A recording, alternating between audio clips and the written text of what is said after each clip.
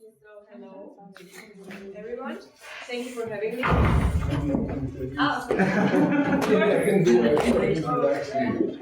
So, guys, thanks for coming. We are very happy that Petra will show us what they have been doing in Kulturfolger, and thanks, James, for coming and bringing your people. I think it will be interesting for you as well because it's around dinners and rituals around dinners, and then how to create, let's say, some kind of scenographic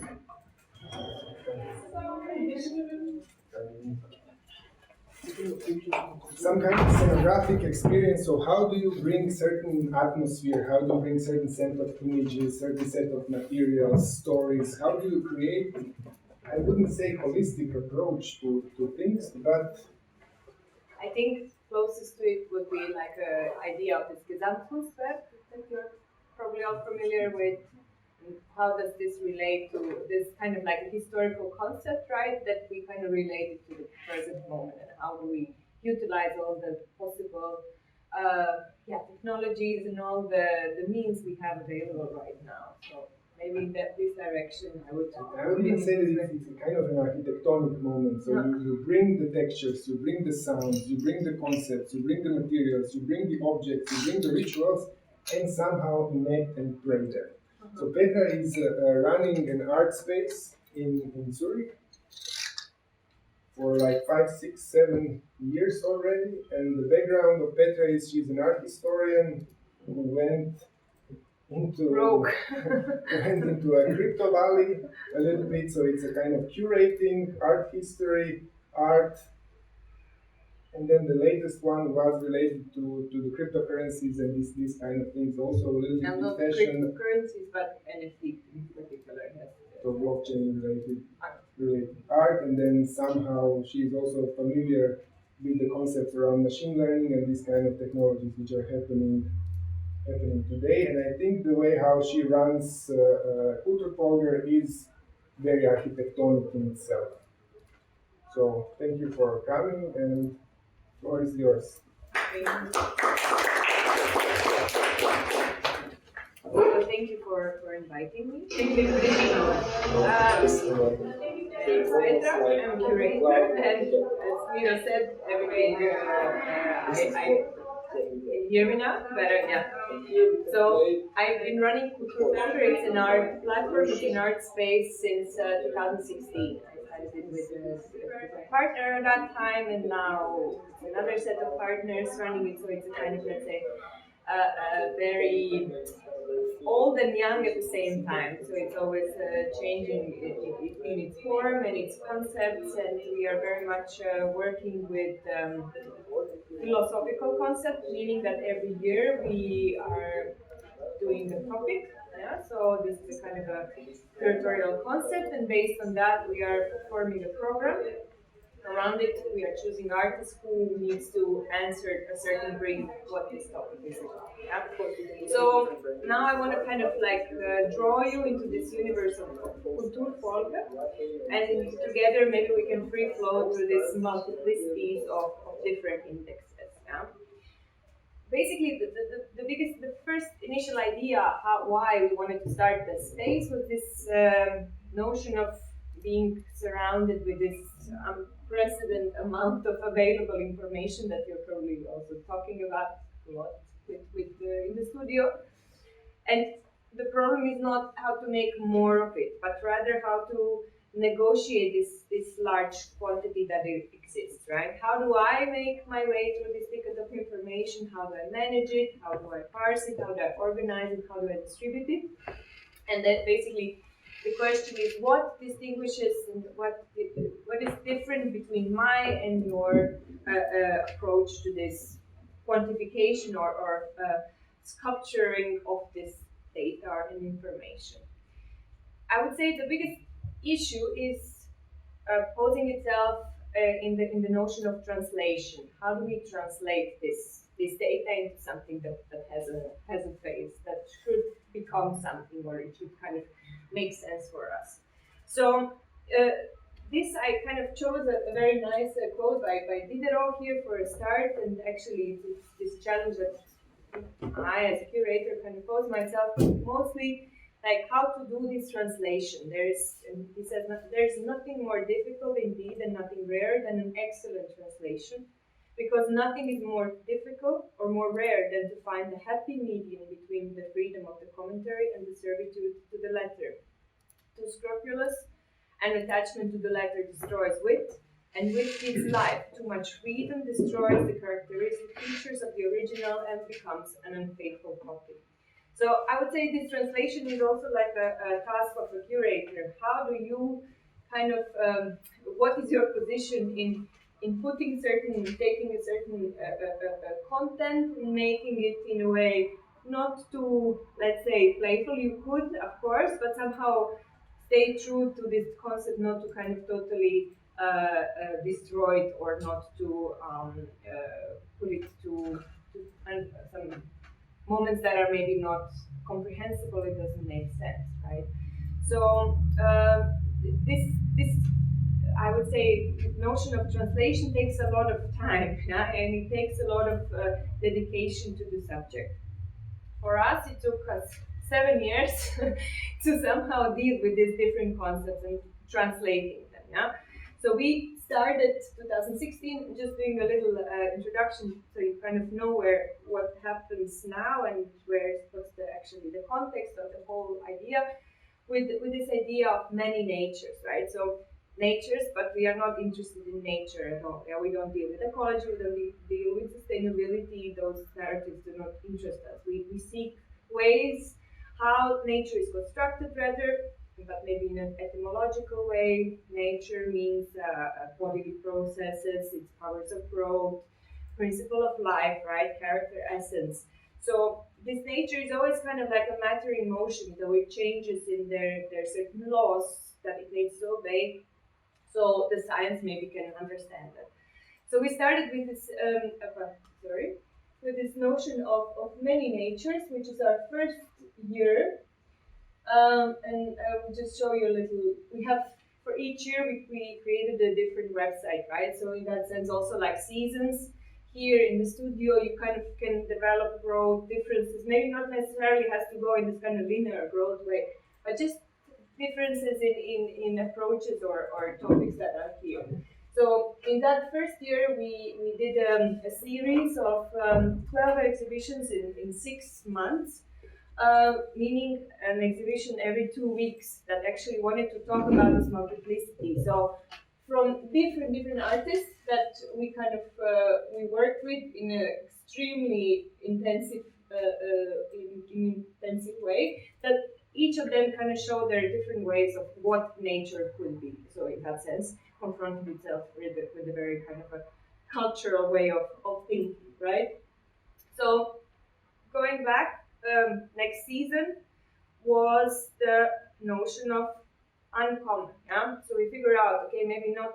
Let's put it out. Yeah, let's put it in a way that we are actually, in order to understand this infinity, to grasp this infinity, we decided to use concepts. Yeah, so for us, these were like persistence, deviation, parasite, translation, multi-species, bloom, noise, void, strange, stranger, and viscosity. We named it all under this topic of the year called uncommon, right? The uncommon for us was not the idea, like a lot of curatorial thinking, architectural thinking. I think it goes like on this idea of common ground, yeah. But we don't want to kind of create a common ground. We want to create a ground that where all of us with different backgrounds somehow can be ourselves and not to kind of do compromises, yeah. So what does it mean to establish this fine line of negotiation, but that's not common. That's not kind of killing the differences. To actually still interrogate those differences and actually push them up. After the uncommon, so kind of we are building upon ourselves. We are going further with this was actually this topic where we had 11 months where we could kind of tell different stories. Broken. We had different thema talks, we had quote clubs, we had performances.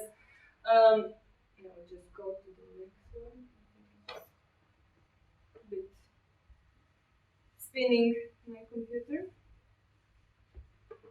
Sorry. Yeah, good. We are going to luxury, so we are pushing ourselves. Sorry, we are going to luxury. So this is again something that is, let's say, so different from this beginnings of many natures and natures, yeah? So we don't want to, in a way, dissect nature, we don't want to mystify it, we want to play with nature, yeah? We want to question the world we live in. And culture, of course, is our position with playing with nature.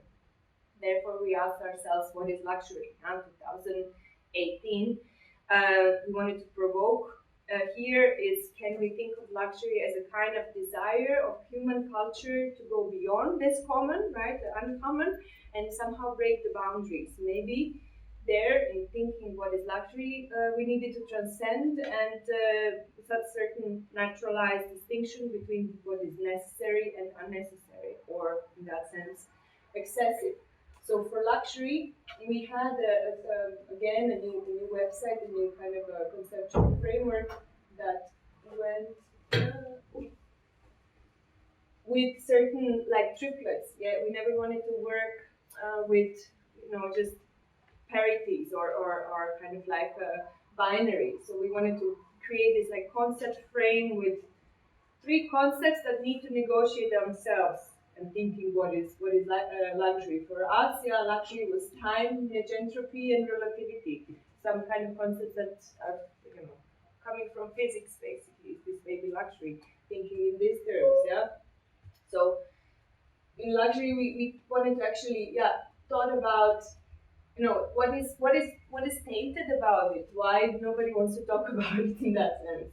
Yeah, luxury annoys us because we are constantly reminded to have a good footprint, to be sustainable. But the question was, can we envision having endless energy that's not just bound to the ground? We already have abundance of information. Yeah? Is that maybe luxury? What can we do with it? How do we deal with it? Yeah, it's a thinking that actually requires us to kind of breed certain sophistication in thinking. And it's a bit decadent, it's a bit scary, but luxury is also not a joke. Yeah, it's not showing off. It's reading books, it's discussing philosophy, it's many interpretations. Yeah, it's sentimental. So we had different chapters that kind of play itself in different curatorial concepts and different exhibitions. Yeah? So apart of that, we had then triplet of space vector density. What kind of luxury could that breed in that way? Huh? Then we talked about matter, fashion, transcendency. How again, fashion is always like on the border of luxury, plays with those things. But then again, it's coming from a very rich history of fashion. Huh? That it kind of it's necessary to push certain boundaries of creative thinking. After luxury, we went to another topic, which was alphabets. Yeah. So alphabets, in that sense, it was a next step towards articulating things. Yeah, giving data certain faces or names. Yeah.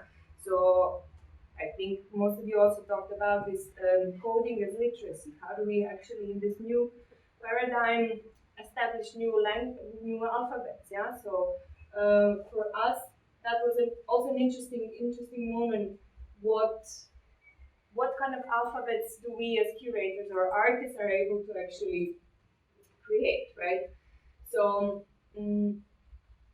it was a very kind of again challenge when you're kind of don't know what to do or how to actually shape things, that you actually need to start an alphabet all anew, yeah? Something that is at the same time uncommon, right? We are going back to this uncommonness and being something that's shared between us, yeah? So how is this new knowledge being negotiated? Yeah? So how do machines learn new alphabets, and what do we learn? What can we learn again from machines? Yeah? So we wanted to explore this new literacy, how can it be further related to artistic practice, in trying to think of new approaches conceived from digital trend.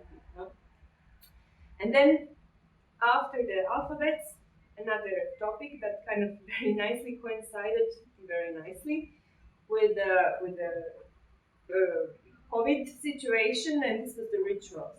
This was this moment that was kind of for the whole world, like rethinking what are actually rituals. Yeah. So for us, it was a kind of especially for most of people who worked in the art field, thinking what is the point of everything? What do you kind of actually have to communicate in this moment? What was very interesting with rituals, that it went to a fantastic moment where you could kind of, based on those alphabets that we kind of played upon ourselves a season before, we wanted to see how rituals are, of course, present and are important in this moment that we kind of lose this moment of connection, and how can we kind of replay, or how do we continue this rituality on a digital plane? So there's endless amount. So we thought about rituals as something that shows itself not through cultures and our everyday communication, but at the same time we are kind of like performing those rituals through our digital presence. So it was a very interesting moment where we had this everybody needs to wash hands, right? So we are kind of like, there's this idea of washing hands always present through cultures, right? It's always a sacred moment, yeah? And then suddenly this washing hands became a moment for the present moment. It was the moment to keep us alive. Yeah? It wasn't just sacred. It was how to be alive. Yeah. And then washing yourself digitally. What does it mean? You kind of need to accept the cookies, delete the trash bin, do not keep your footprint all over the place, so no one can track you. So somehow, how do you do these different types of rituals in different time-space continuums, if one could say. So that was kind of an attempt or an approach to think about rituals in this multi-dimensional way. So they're always sacred, but they're always very present. We cannot kind of talk around. We never talk about them directly. We perform them, obviously. And they're very mythical at the same time. They are, however, like for instance with literature, we as any worse translation can destroy a piece of literature, but rituals throughout cultures are as myths, so they don't have to actually depend on the quality of the translation. They're always there, so they're always kind of a present moment. So they are not so much language based, so they're very performative, obviously. After rituals, another topic, vampires and witches, which is something that was another moment, like why would you then deal with vampires and witches, and also not in a kind of like say placative or goth way. So we wanted to see how vampires and witches are relevant to the moment we live in, and actually much more than we could give them a chance to be present. And this was interesting because when you think about it as kind of like a commonplace, is also they have their own, let's say, they have definitely their own rituals. They're bound to their own alphabets. They live in luxury for sure. Vampires do, as we kind of see them. They come from many natures. Witches is a kind of like a proto-scientist figure, right? Vampire is it's a persona of actually some sophistication. They are always kind of highly educated. So how do those two culture nature moments again meet? And then for vampires, there's a very very interesting actually an idea that they're being invented with the search with the idea of nation state. Yeah, so it's a kind of it's a symbolical figure where this actually monarchy is being put to their place after the nation is actually being built.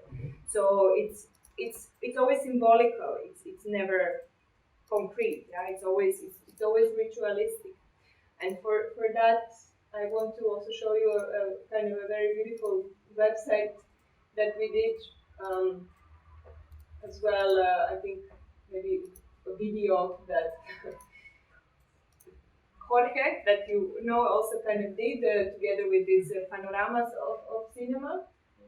Maybe show with actually merging all this, let's say, pop culture and this idea how these witches and vampires are being put together. Yeah? So, but you can see that also later yourself. Huh? And then the space after this 5 years of very intensive and very kind of like rich Besitzung had to close due to renovation. We had a 1 year break, and then we kind of came back. Yeah. So what does it mean to kind of come back after a year? You're an off space. Does it mean we are not a profit space, but we are somehow a cultural space that, yeah, kind of depends on the öffentliche Förderung, Kulturförderung, yeah.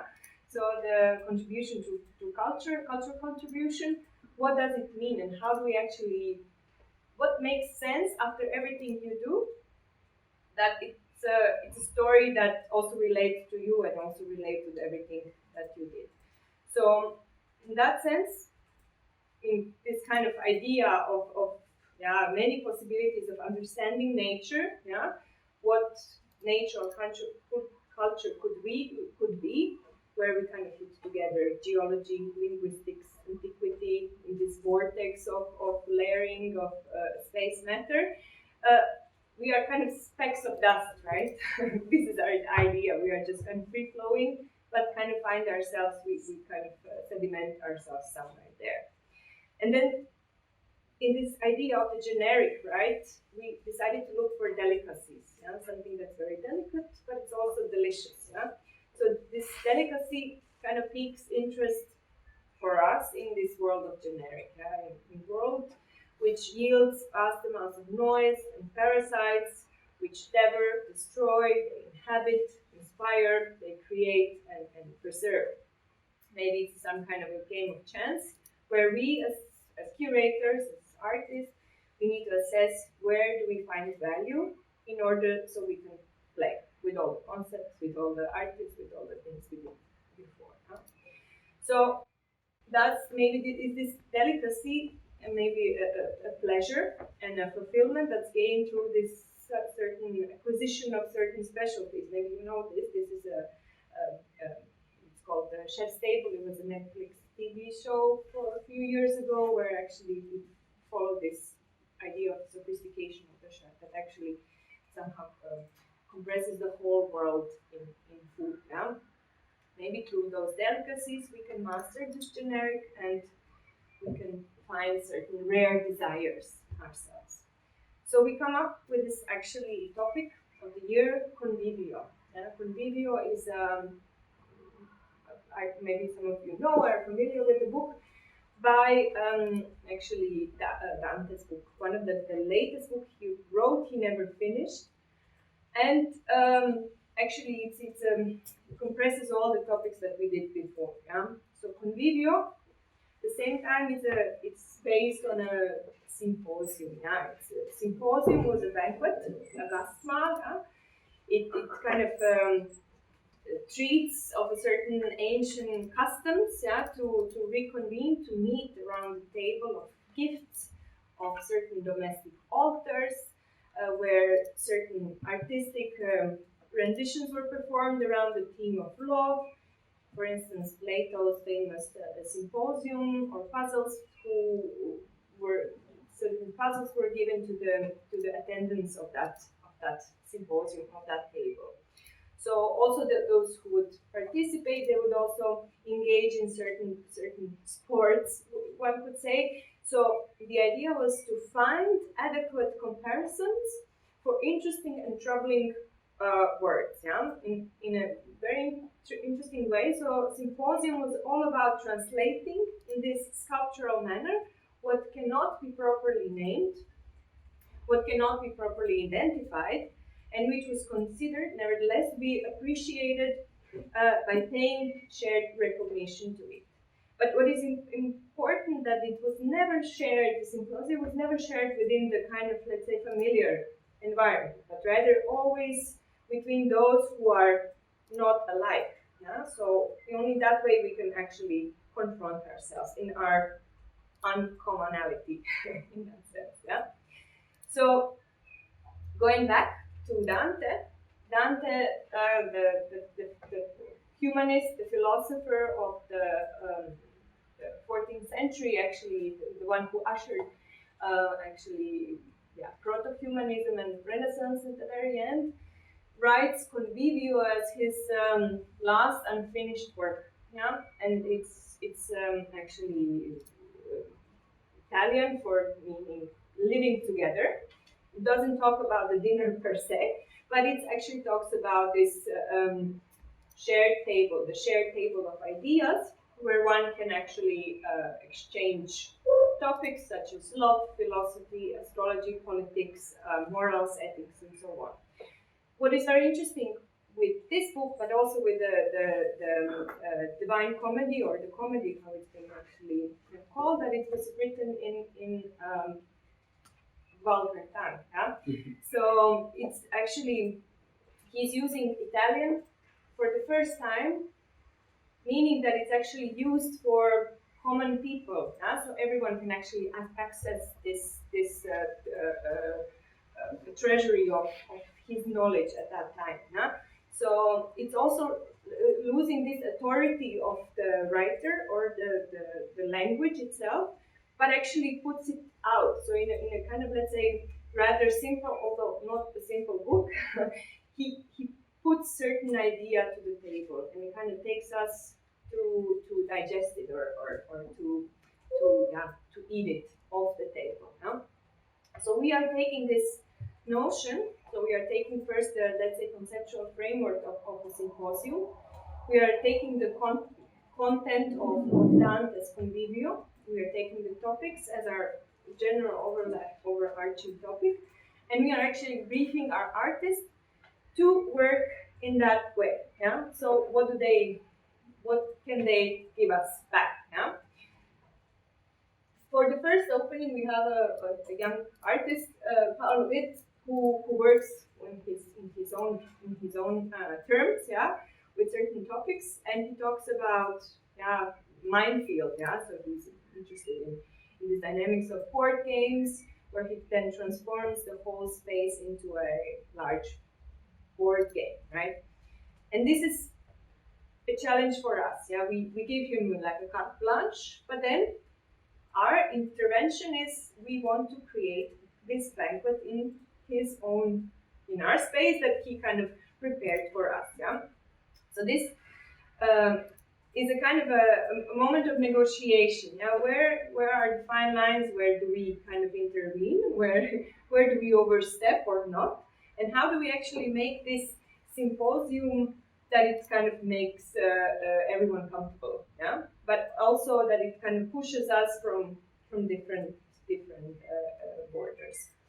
So here are some other details from it, but the idea was that all those items that you see here were actually never considered to be used. These are art pieces, so it's already made, but you cannot really, this is not meant to be eaten with the other utensils.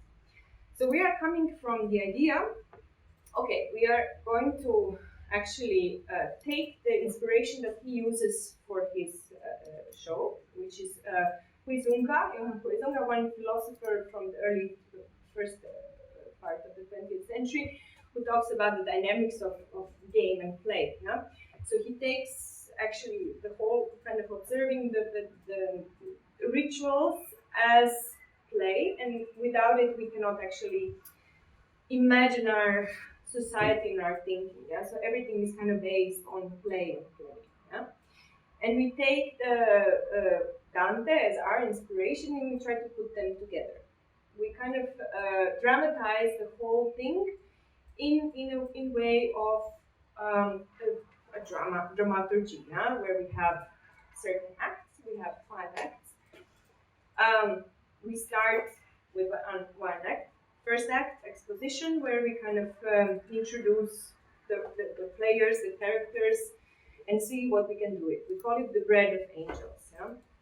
And this bread of angels, it's also actually a part from Dante's Convivio, where he talks, blessed are those who dine at the bread of angels, and poor are those who dine with the sheep. Yeah, but of course not in a metaphorical way. What does it mean to dine at the table of angels? And we should not be also angry at those who are not able to dine with us. You know? So it talks about this moment of sophistication again. We are kind of preparing the whole setup to go through different stages. Yeah? And we actually prepare, let's say, the whole room where everything is kind of lacking in light. So everything is black and white, and that it feels a little bit like the underworld. Yeah? At the same time, the guests are arriving. They don't know what is being expected. There is a sound. There is a here playing. Next one, and we actually read this quote. It says, "Blessed are the few who sit at the table where the bread of angels is eaten, and most fortunate those who share the food of sheep. But since man is by nature a friend of all men, and every friend is grieved by defects found in the one he loves, they who are fed at so lofty at the table are not without compassion towards those whom they see grazing about on grass and acorns in animal pastures. And since compassion is the mother of generosity, they who possess knowledge always give liberally of their great riches to the truly poor, and are like a living fountain by whose waters the natural thirst referred to above is quenched."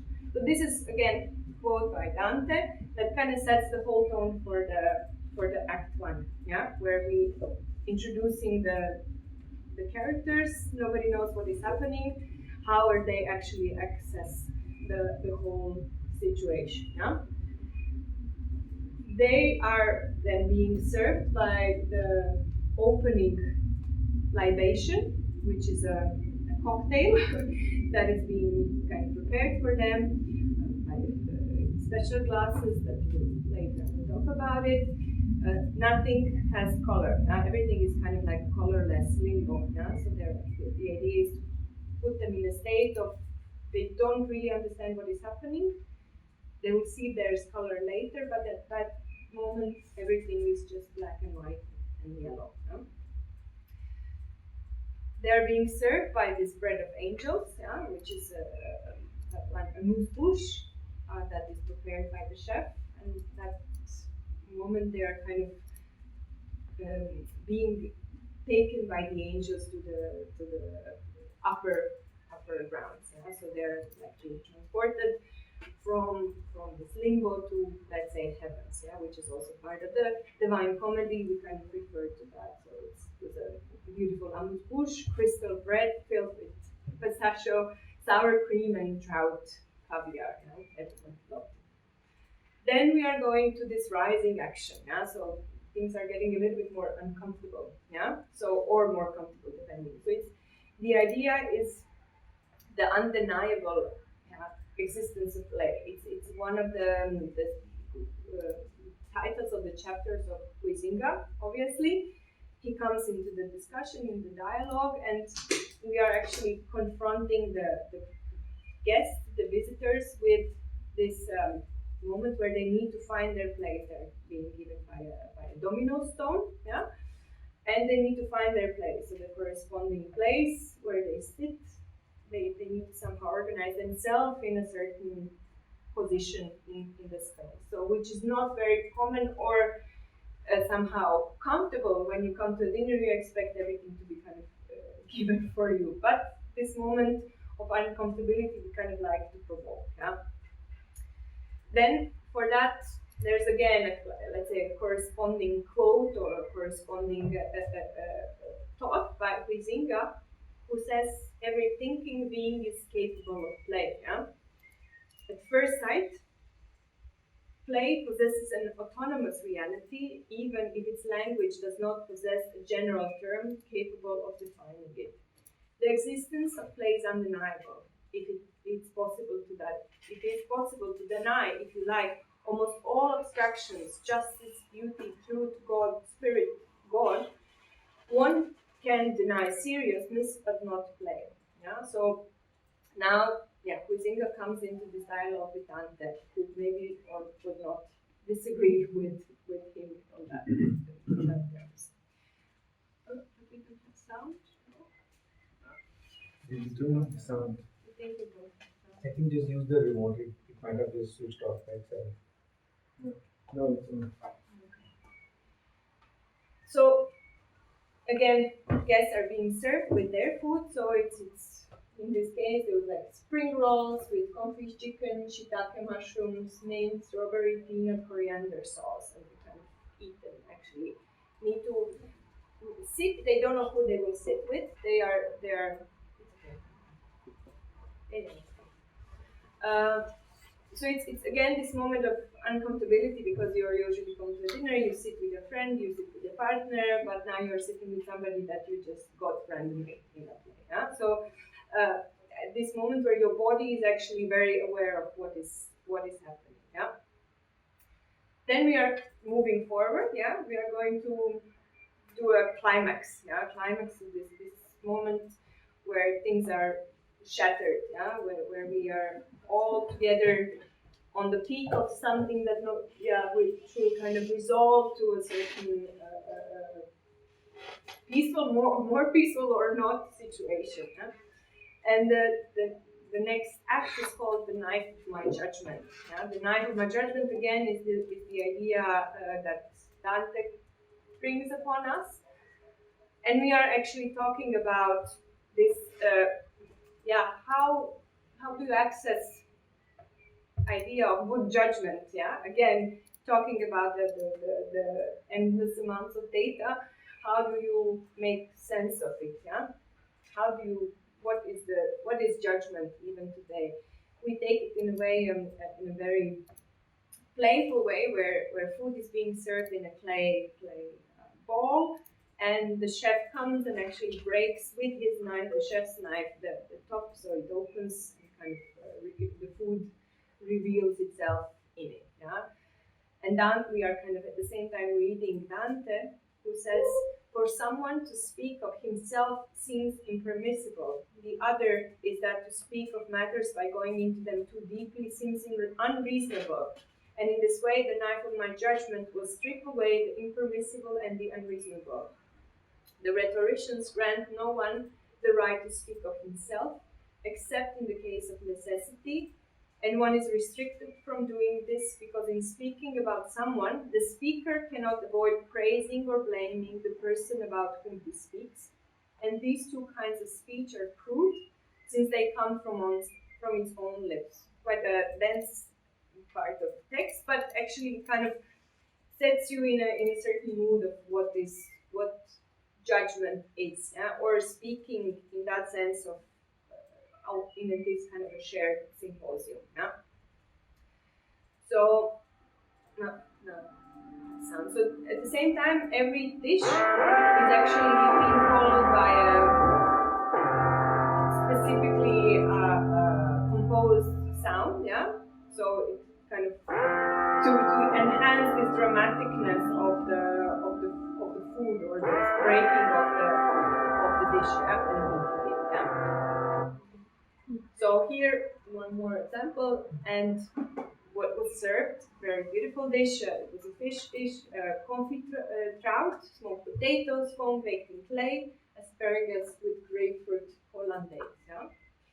After that, we are kind of slowly understanding that our judgment can be shattered, and how do we actually use it, and how do we use our language, and how do we speak about things, with full respect, but at the same time being mindful of our thoughts. We are entering to this idea of Halsrätsel, so it's again going back to Huizinga, and this notion that every culture has a certain capital riddle itself embedded. So that means that we know it as a certain like Svinga's kind of riddle, or something that you lose your head for or off, if you don't get it right, So this notion of playfulness, but at the same time kind of serious moment where we kind of combine it with this sacrifice, how actually cultures take sacrifice on a playful way, on a ritualistic way. Nobody, of course, lost their head if they didn't get the riddle that we posed, but tensions began to ease with this moment, and there's these consequences of climax is now suddenly revealed. So we served the next dish, the Halsrätsel, in a black kind of a bowl that is it's a kind of riddle upon it, and it says, "A vessel have I that is round as a pear, moist in the middle, surrounded by hair, and often it happens that the water flows there." What is it? So it's actually a medieval riddle, again taking back to the same kind of a context of Dante and pre-humanist thought, to think about certain concepts, to kind of engage on another level. So we served here lamb tortellini in tonka broth, and then the sound that was kind of followed with the dish was also composed by the artist. If you didn't somehow know the answer immediately, you could kind of find it at the bottom of the dish. So I can give you a little bit later, but what that is, so a vessel have I, that's round as a pear, moist in the middle, surrounded by hair. Often it happens that the water flows there. With some kind of misleading moments what this answer could be, but maybe now I'm going to finish. The answer is I. And then after this riddle, everyone kind of guessed it or not. Nobody lost their head. Thankfully, we were so generous and kind. We come to the conclusion. We talk about this actually moment where everyone is happy that they went through this cleaning process and revealing process. And we talk about true nobility again, going back to Dante and his. Something. What happened now? Okay. So it's the actually final part. Final part of the whole dinner party, where we are serving the dish. It's done, actually it's being served on little plates that we again kind of produce for it, an apple, mascarpone, chocolate, and hazelnut dish, and actually it also kind of refers to Dante, and he talks about, after everything is being done, what does it mean to be noble? He says, nobility is not merely virtue, as where there is a star, there is a sky, though the converse is not true. And in women and in the young, we perceive this noble state, insofar as they show modesty, which is itself distinct from virtue. And just as first derives from, so must virtue flow from nobility. So it's always, with him, that's actually the last part of the Convivio that's unfinished, but actually talks about this moment of modesty. How do we actually, after all this process, are being modest and noble? Yeah. So this is kind of, let's say, the dramaturgy of the dinner and how it could be performed through kind of a combination of artistic and curatorial inputs.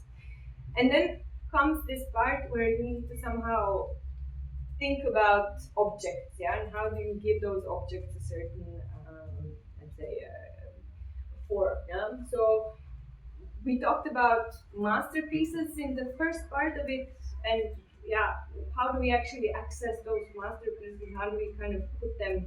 How do we give them form and shape? So we kind of took the idea of a medieval manuscript as something that is very interesting to us, as a very rich imaginary of imagery, or in that sense, lexicon of images.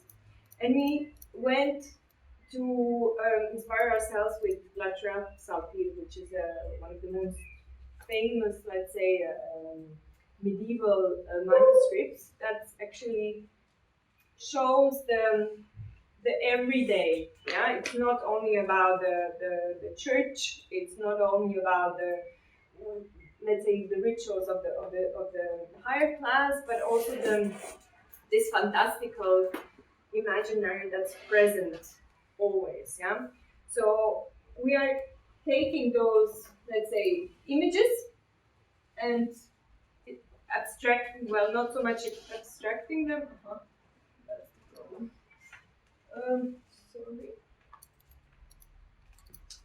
And actually, through that, we are creating a set of stamps. So they're being taken as an image, and then through 3D printing, we are printing stamps that we are then putting on clay, on ceramics, and producing them as objects. So how do they actually become live, or how do they become present moment? So these are some of the plays that actually come through the whole imaginary. Some of the process that's been kind of going through. So from, if you work with ceramics, so you kind of see it's not easy to do to it. There's many mistakes. There's many breakings. But the idea is to kind of create this like a Gesamtkunstwerk where you are constantly having references from that particular time, but through different technologies that are available at this moment.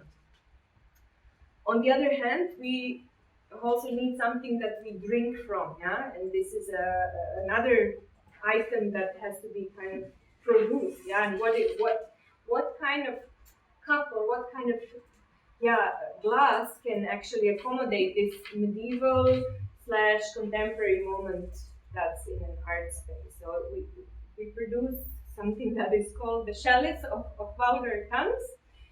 And this is an interesting, actually, very beautiful object that is combining different worlds. First, it combines a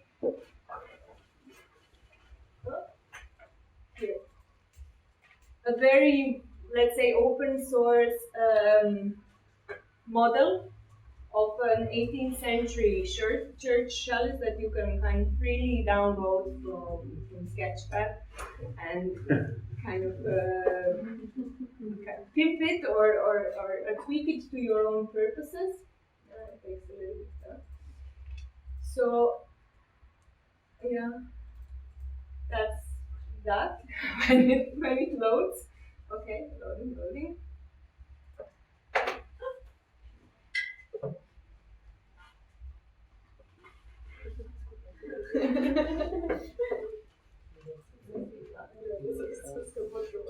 Here. So that's the chalice. You can kind of find it, you can download it, you can kind of play with it in any way.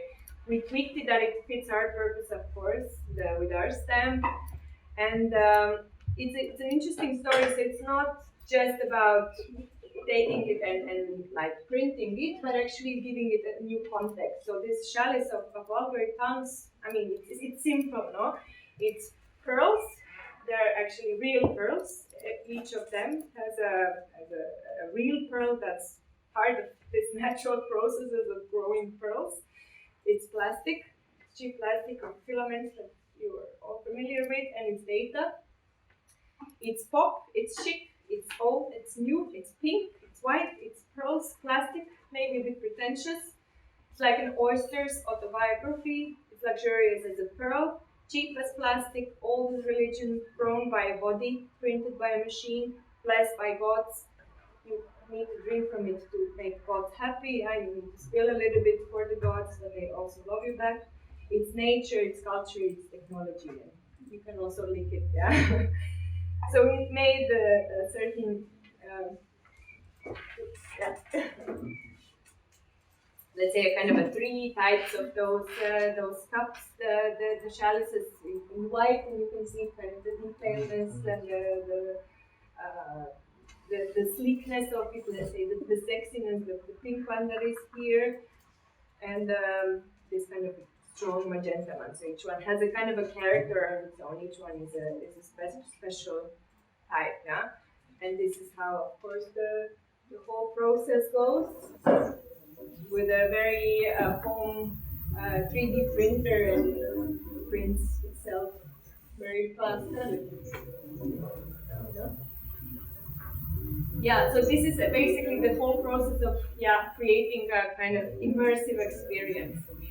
And now, as a kind of a teaser for the upcoming tomorrow, we have a new dinner. Yeah? It's a new exhibition in the space currently. It looks like this. It's a totally different story, right? From what was the first show. It's a change of setup. This one is kind of serious. It's about medicine. It's about, again, technology. It's about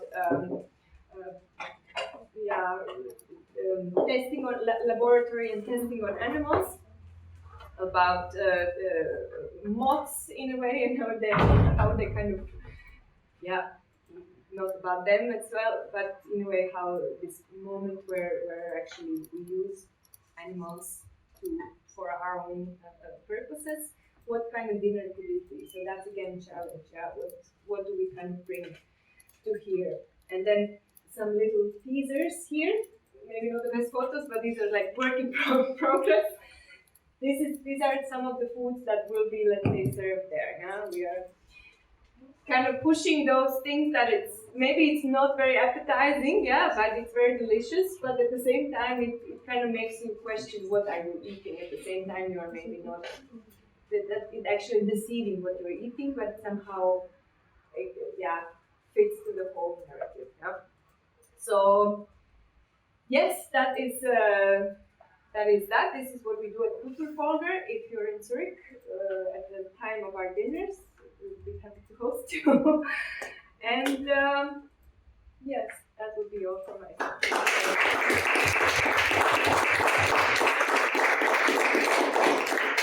If you have any questions or anything you want to know, or how do you find it, or if comments.